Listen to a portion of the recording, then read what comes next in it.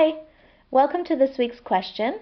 It comes from Nicole. She writes, my daughter is 5 months old. She has her last feed at 7 p.m. and will sleep for about 9 hours. But then she is awake from 4 a.m. for about 2 to 3 hours. I've tried resettling her, letting her cry, giving her a feeding. Nothing seems to work. I have a toddler also, so I'm conscious of not wanting to wake her.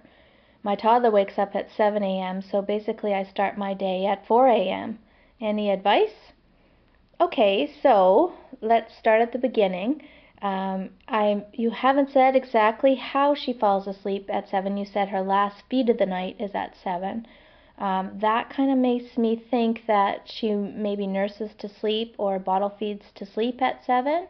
And then the good news is that she does about a 9-hour stretch, which is really lucky, especially if you're nursing her to sleep or bottle feeding her to sleep initially at bedtime, but then is awake for a good part of the night. I would consider 4 a.m. the night, so she's awake for a couple of hours in the night without settling.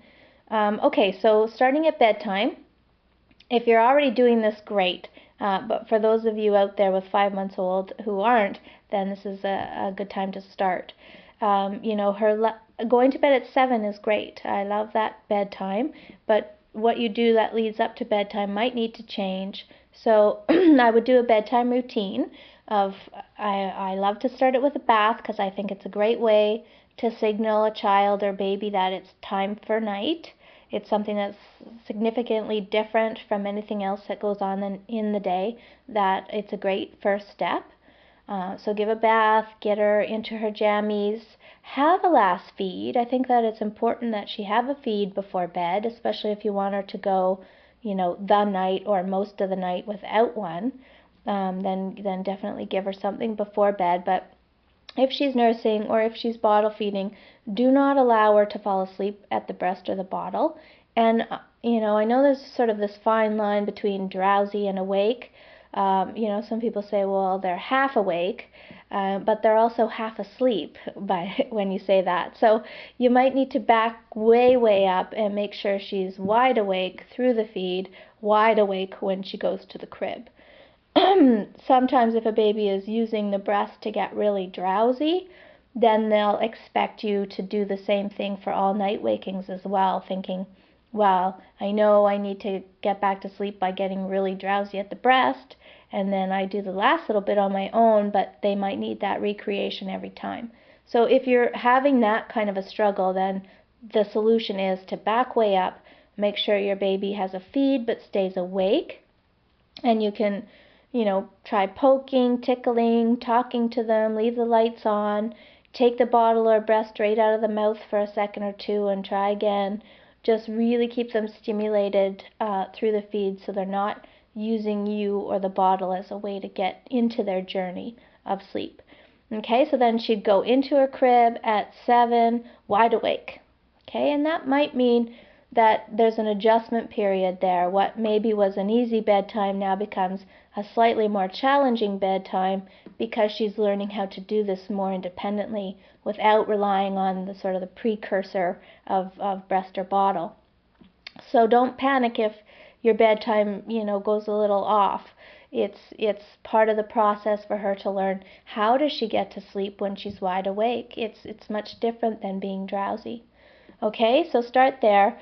And then for the night wakings, normally I would say wait 5 or 10 minutes before you go in. If you're dealing with a night waking, then it is better to give the baby a chance at least to see if she can get herself back to sleep.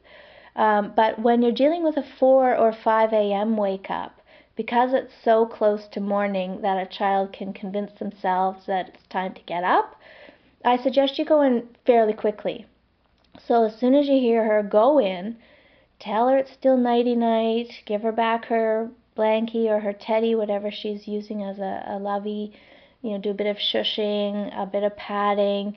See if you can coax her, convince her to go back into another cycle of sleep. Stay for about, anywhere from 2 to 5 minutes, and then make your exit. If she starts to cry, then go in another 5 or 10 minutes, repeat the same process, bit of shushing, bit of patting, leave again, go in, bit of patting, bit of shushing, leave again. It sounds like you've got a mixed bag of things you try. You try feeding her, you try rocking her, and those things might just be confusing the issue. Depending on her weight, she might not need a feed at all in the night. I usually suggest that between 5 and 6 months, a baby no longer needs night feeding. So just for the sake of clarity, I mean, definitely run it by your doctor, or if you're not comfortable with that idea yet, you can offer a feed. But again, if there's a feed, make sure she stays awake through the feed, that she's not using your breast or the bottle to get herself halfway or all the way back to sleep. Otherwise, pull the feed. Don't offer a feed at all, because it might just confuse her. It might even be more stimulating, getting some calories into her system and really waking her up, and then it might be even harder for her to settle. But I would hang in there until at least 6 a.m. I would not let her get up. I would not start the day with her.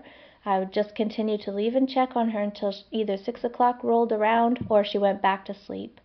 If she's still up and it's 6 and you think enough's enough for one night, then go ahead, get her up, and start the day with her. So give her first morning feed, and then off you go with your day until her first nap time rolls around. And you should be able to get rid of this. It sounds like there might just be some mild confusion to her sleep skills, and if you can be really crystal clear with what those are for her, and that she starts relying on them 100% of the time, then she should start sleeping straight through. I mean, a 9-hour night is not enough for any baby that I know, so she should be getting at least 11 or 12 hours of nighttime sleep. So there's no reason why she can't consolidate that last chunk and get her through till morning, but it might take a bit of work on your part. Okay, so thanks a lot, Nicole, for your question, and sleep well.